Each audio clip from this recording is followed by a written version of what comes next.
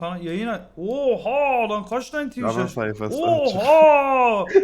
Vıtıcın açık şey. İzlediğim bugünkü tüm yayınlar yanında açık bulmuş ya. Dur. Şu doğru mu? Bekle. Ne oldu?